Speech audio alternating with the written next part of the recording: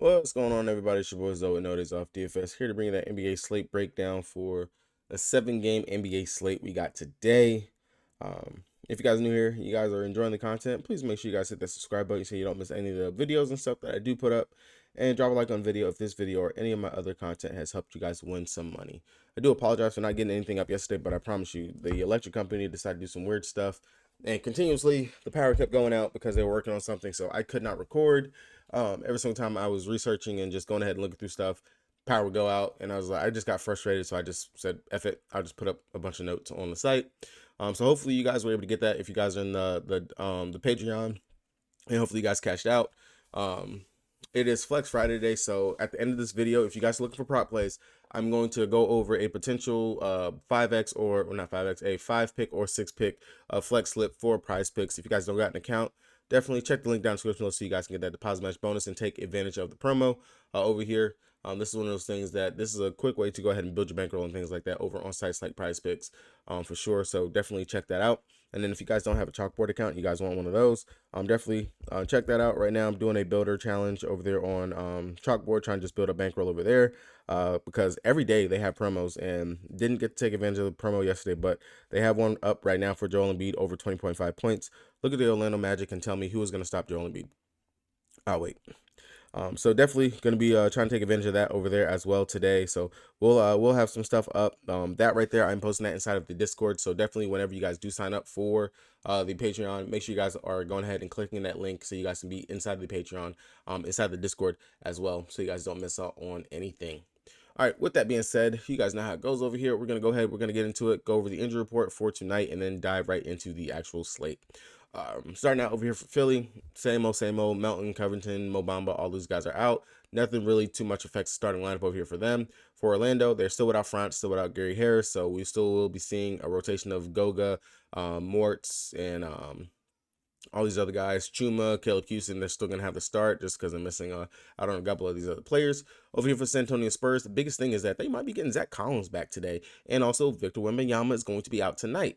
Zach Collins being back, that to me is kind of big. As long as he's not on any type of minutes limit, I love the upside for Zach Collins, especially going up against the Charlotte Hornet. They have been so against opposing centers with Nick Richardson there.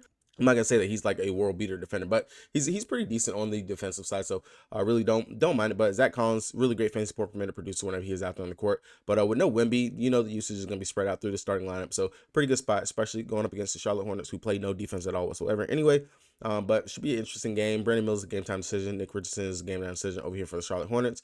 We will have that news before the slate actually locks. Over here for Denver taking on Boston. Pretty sure this is going to be one of those games that's going to be main type game of the night, TNT or something like that. Denver and Gordon expected to play Boston. No injury news for them. Phoenix Suns still without Bobo, Damian Lee, nothing for them. Pelicans, nothing new for them. Over here for the Atlanta Hawks, biggest thing that we recently got was that Trae Young is going to be out tonight. So a lot of uses for that boy, DeJounte Murray, Bogdan Bogdanovic, Sadiq Bey, Jalen Johnson, Clint Capella. We know it's going to be spread out around through them.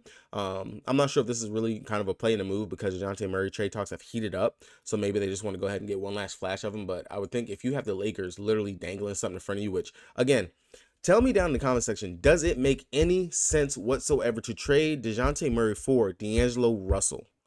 Does that make sense? Because I honestly don't see the difference that it would make for the Hawks. Maybe a little bit of a difference it can make for the Lakers because you have a point guard who can actually play defense much better than what D'Angelo Russell can, who pretty good facilitator in his own right and can go out there and pretty consistently can get you at least 15 and 20 points. I don't understand it. It's really weird. I'm not even sure if the assets that Atlanta's trying to get, maybe it's the picks. I don't know, but it's weird. I don't like the trade. Just really seems kind of funky. For Miami, Duncan Robinson, game time decision. Jaime Jaquez is still expected to be out. For Indy, we really do need to know if Halliburton is going to be in or out tonight, because if he's not, we seen last night that I believe that Nembhard, he missed as well. So we got TJ McConnell. Hopefully you guys saw that inside the notes, because I did say I do kind of expect for Nembhard to sit, and definitely think you can get a low-owned TJ McConnell, and he popped off last night as well, being slid back into that start. But I definitely do want to get this news, because if Hallie is actually going to be in, that might be decent, especially going up against Portland. Not too sure how much of a run he's going to get. Maybe he could be capped around 25-ish minutes out there, but still going up against a Portland Trailblazer team who is pretty weak on the defensive side anyway, pretty fast-paced that it should be. And then you're just trying to integrate Pascal Siakam. It'll be interesting nonetheless to say. But Siakam expected to play today on the new team for the Pacers. Really interested to see how that's going to look. I might tune into this game just for shits and giggles, just to watch. Portland, on their side, they are without Shaedon Sharpe, so it looks like Brogdon, he's back into the fold, back into the rotation, and back to getting minutes. Other than that, they got Scoot still coming off the bench with Anthony Simons running at the 2. So the guard rotation is kind of tight right here for Portland, so we can go back and hop back onto the Michael Brogdon train, since he is now back to being used again. And then last but not least, we have over here the Brooklyn Shitters taking on the Los Angeles Fakers. Spencer Dinwiddie, I seen an article that came out today saying that some people believe that he's legit on strike on the court, that he's just not trying to produce or anything when he's out there. That kind of has me a little bit interested, especially from the standpoint of maybe we could take advantage of some unders for Din Shitty, if that's really the case of what he's actually going out here and doing. Just looking at it over his last couple of game logs, he really hasn't done anything much except for the game against the Thunder, where he dropped 33 fantasy points, and then same thing against Portland, he dropped 33 fantasy points there. But outside of that, really his scoring has been pretty much kind of down. Some pretty crappy games in here, his PRA, things like that. So something just to possibly take advantage of or look at. Like I've always said, Spencer Dinwiddie, I really don't like messing with him anyway. Just the production or anything I get from him is really kind of shit. Over here for the Lakers, Anthony Davis, LeBron James, fully expect for them to play. Hopefully this will be a decent game. The Brooklyn Shitters should be able to come in here and actually do a little something in the matchup. All right, heading over to DraftKings, the site that I play most on, the site that if you guys don't have an account, you want one, check the link down in the description below so you guys can get that deposit match bonus and join your boy over here on the King. Of course, as always, they got the 300K fadeaway, 100K to the first. Definitely, we're going to put in our lottery ticket like we do every single night to go ahead and try to win that 1K. I asked you guys last time, what would you guys spend the money on if you guys were to actually win? I didn't get any comments on that, so I'm going to ask it again. If you guys were to actually win this amount of money, what would you actually spend it on? All right, so starting out over here, as we already know, like I said, Wemby, he's expected to be out, so there's going to be some usage spread out in between a lot of players for the starting lineup. The biggest interesting thing would be, like, I would expect this game to actually be able to stay somewhat competitive and close. Looking at it, it's coming in at a 235 total with a 4.5 point spread in favor, of course, in the Charlotte Hornets. So again, I do expect for this game to actually stay pretty close. With that being said, main contributors, guys that we're going to want to look to, even though Zach Collins is going to be back, I still will have some interest in Dominic Barlow down here at 4-3. He's going to be running the backup center position, even with Collins being back. I wouldn't imagine Collins going to go out there and play a full 30-40 minutes out there by any means necessary. So definitely the time should still be split. Like I said, you can attack Charlotte Hornets with opposing centers. Don't mind that at all. Cho-Chan, do like the upside for him. Keldon Johnson, Devin Vassell, all three of those guys will be plus plays that we can all go to. And then last but not least, my boy Trey Jones. I really do like the upside for him here. He's been putting up some pretty decent numbers over his last several games, and in a back-to-back and things like that without Wemby out there playing. Make sure Wemby didn't play in that game against Chicago.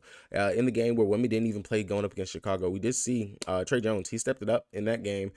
In 32 minutes, he went out there and he dropped 48 points, 75 fantasy points. Really great scoring production in that game for him. Not going to say that's what he's going to do again here, but the upside is definitely there for him.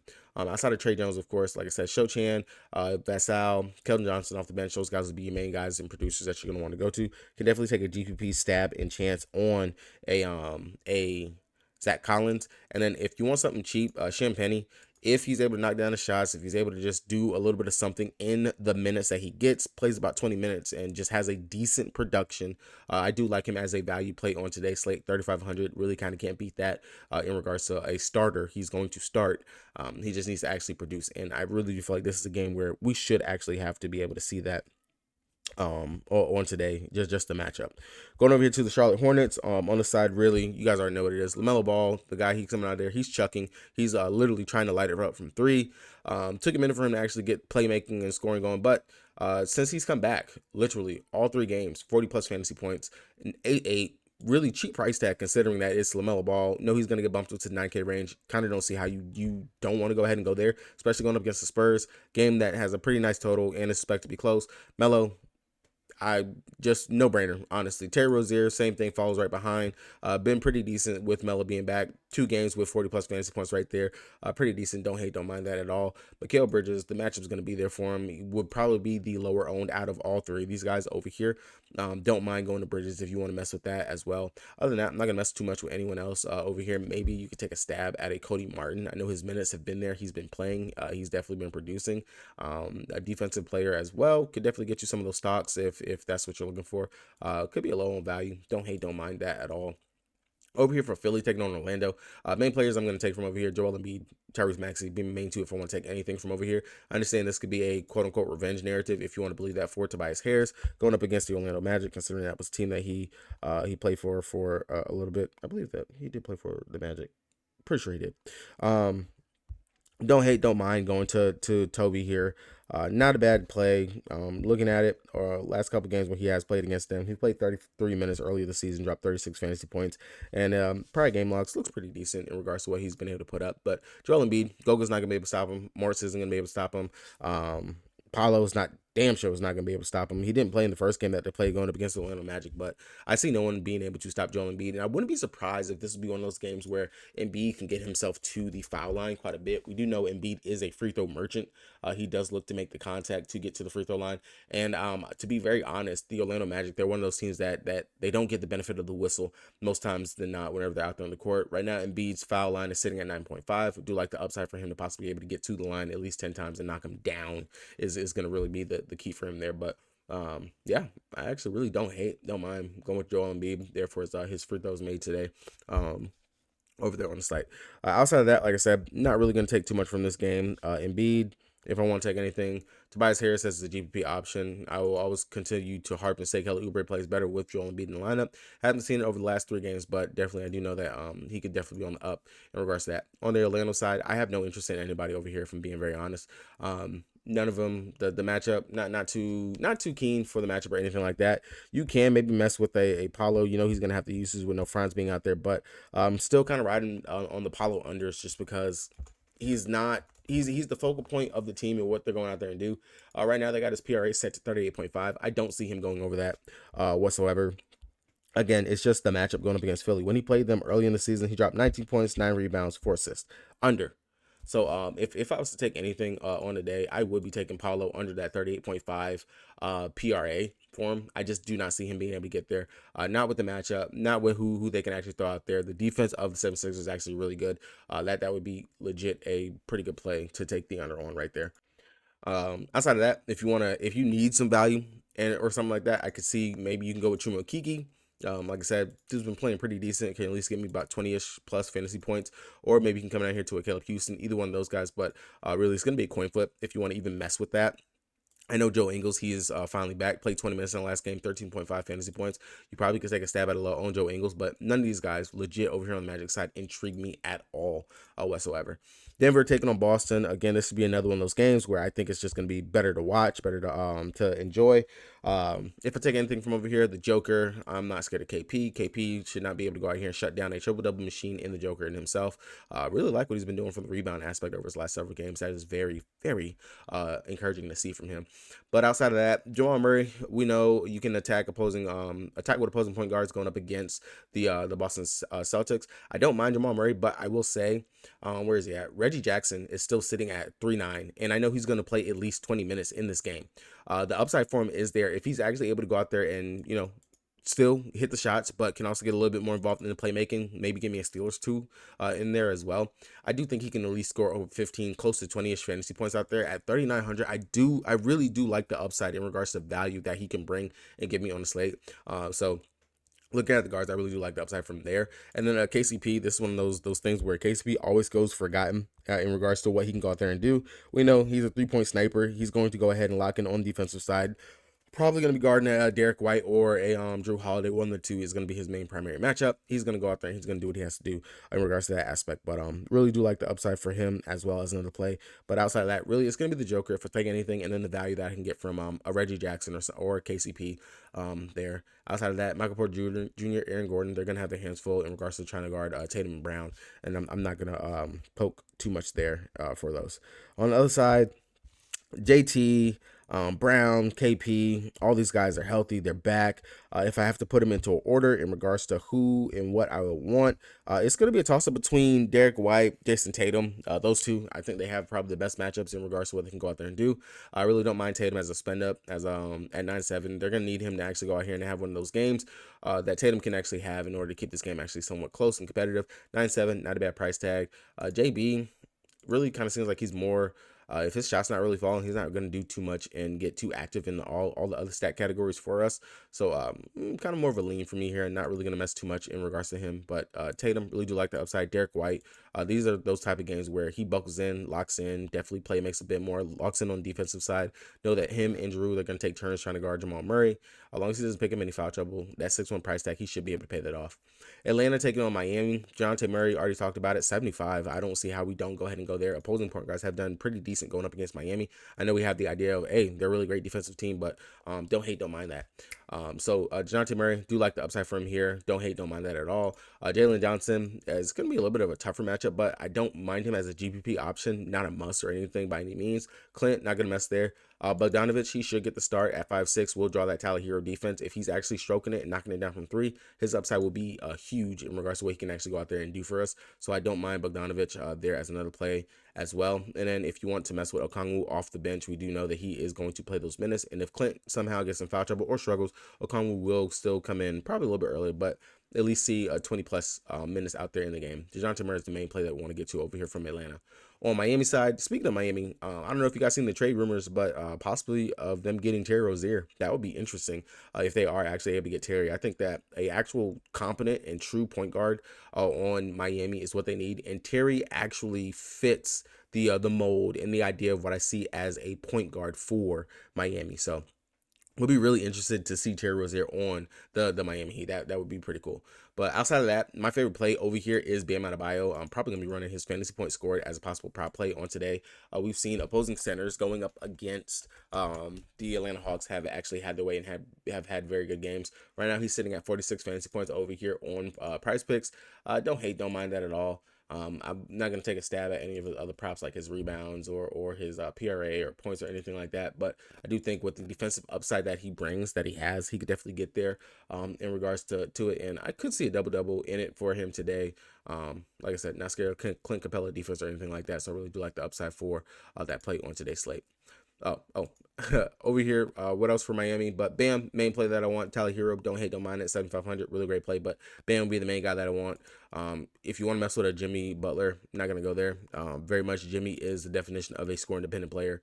I know he can lock in on the defensive side, but the regular season is just that for him. It's the regular season. Unless it's one of these high profile matchups, Jimmy's not gonna really come to play. He's gonna cruise. He's gonna do what he got to do. He's not gonna do too much.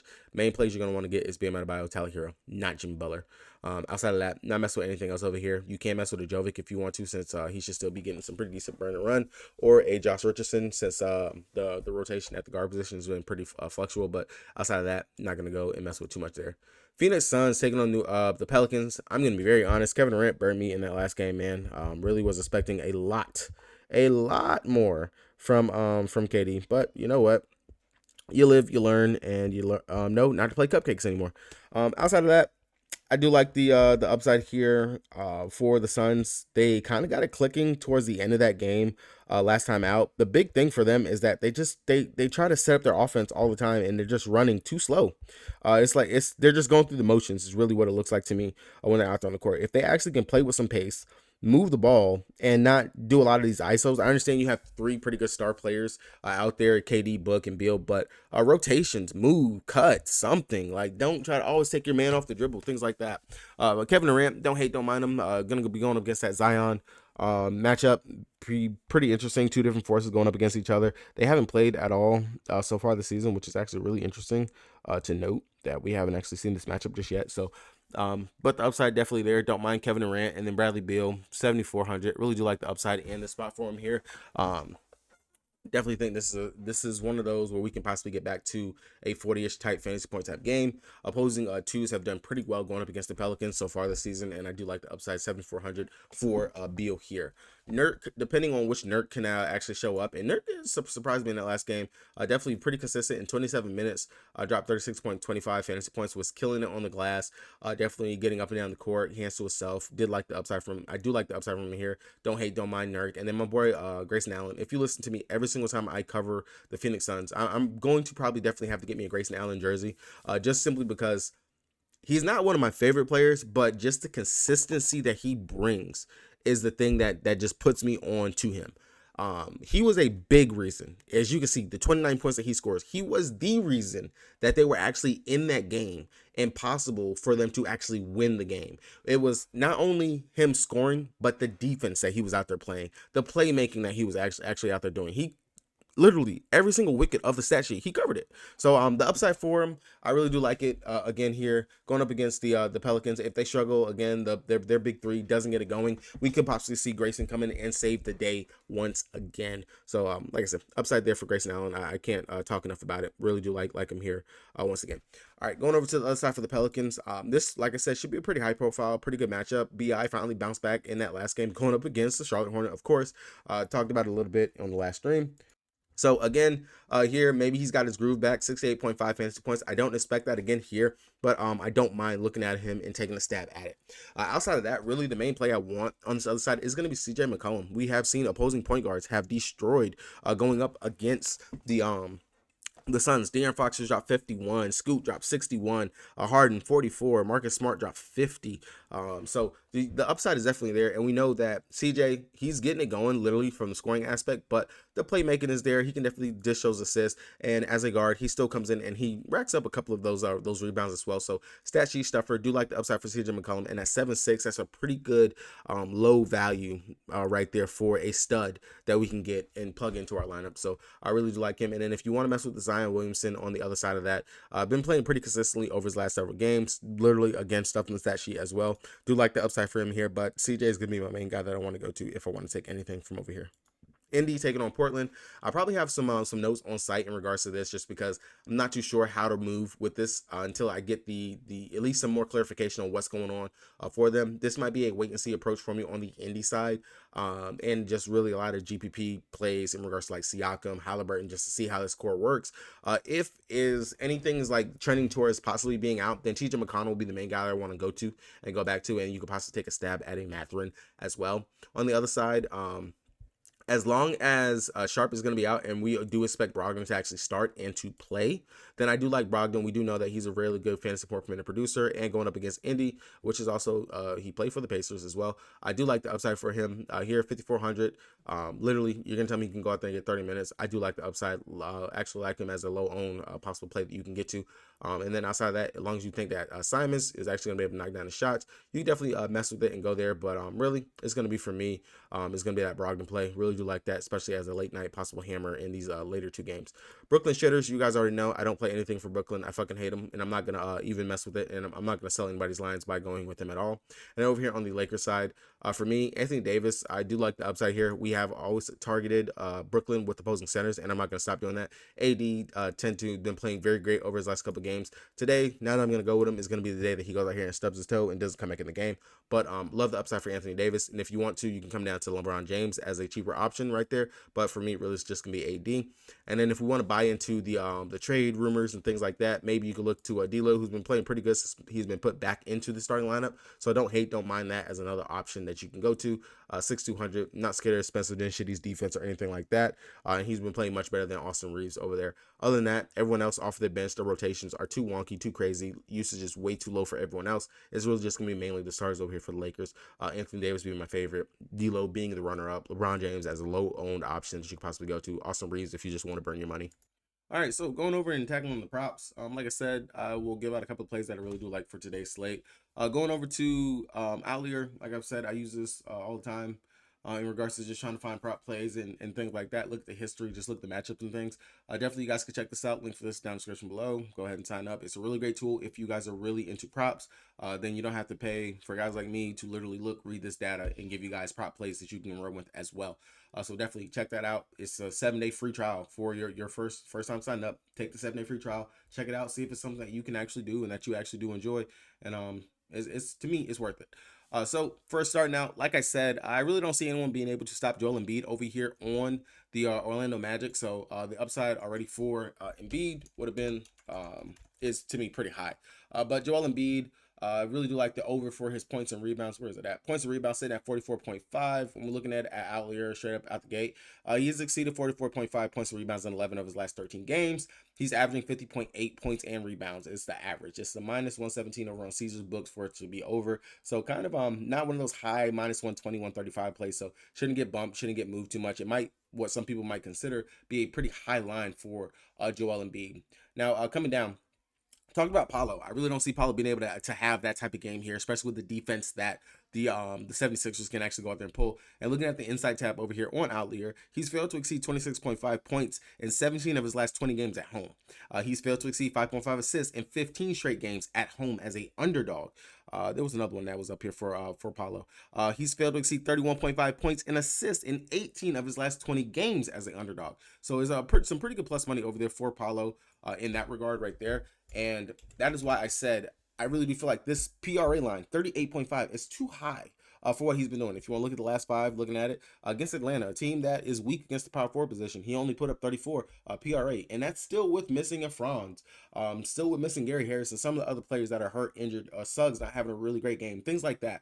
He's only gone over it pretty much once, and that was going up against Miami, and I'm pretty sure that game went to overtime is the only reason why he actually hit that. Other than that, Paulo has not been producing at this level and at this number that they're trying to get us to go ahead and take and what it's been at. So again, another player, another one right there that you can go ahead and take the under on. Right there. So already got 2 right there. Joel Embiid for his points and rebounds. Paulo for his PRA for the under right there. Definitely be one. I really do like LaMelo Ball in this matchup going up against the San Antonio Spurs, and of course with no Jesus, I'm drawing a blank right now on the player's name. With no Wemby out there, definitely can see some more rebounds floating around out there for Melo to go ahead and come in there and snag. They have the inside, it says Melo, he has exceeded 6.5 rebounds in 7 of his last 10 games against bottom scoring defenses. And if you guys have seen it and paid attention, watching Melo play is sometimes frustrating because when you take his assist, he'll go out there and he'll go ahead and he'll get those rebounds instead. And that was pretty frustrating in the last game that I watched with him. So that right there, maybe don't mind going ahead and taking that right there as a possible play for Melo. I really do like his points and assists here. Or if you want to mess with his 3-pointers, he has exceeded 3.5 3 points made in 7 of his last 8 games at home against a bottom 10 scoring defense. So definitely don't mind either one of those if that's something that you want to take over there on the Prize Picks. I know that he has been attempting a high clip of 3-point attempts over his last several games, but he's failed to exceed the 33.5 points of rebounds, things like that. So might be something that we want to stay away from and not mess too much with when it comes down to it. But just scrolling through, just looking through the Outlier, and this is where I look, I find, I research my data, and I find the prop plays I really do like for today. As you can see, it's really just going to give us a whole bunch. We can short game by game, so we've already gone over those 2 games right there. Let's look in this Denver Nuggets game and the Boston Celtics, see if there's anything that sticks out in this game right here. The Joker, let's see, he's failed to exceed a couple of things. He has exceeded 37.5 points of rebounds in 5 of his last 6 games on the road. That's pretty encouraging. That's definitely something. He's exceeded 46.5 points, rebounds, and assists in 17 of his last 20 games against top 10 scoring defense. So, like I said, I do feel like this is going to be one of those games where he's going to be needed. He's going to have to go out here and actually do a little something in order for them to win. He's exceeded 20.5 rebounds and assists in 7 of his last 8 games. So maybe you don't feel like the Joker's going to go out here and he's going to score a big game like that going up against Boston. And if we want to take it a little bit deeper, we can go ahead, we can click, look at his head-to-head. In the 2 games that he's going up against Boston, one was earlier this season on, nope, actually neither one of these. So this is old data, and I really don't like looking at the old data that was from last season because it doesn't mean too much to me in regards to looking at that old data right there. I would much rather look at the data that we actually have that's for this season, because again, rotations, players change, movement, all that stuff. All that stuff actually matters when it comes down to it in the NBA.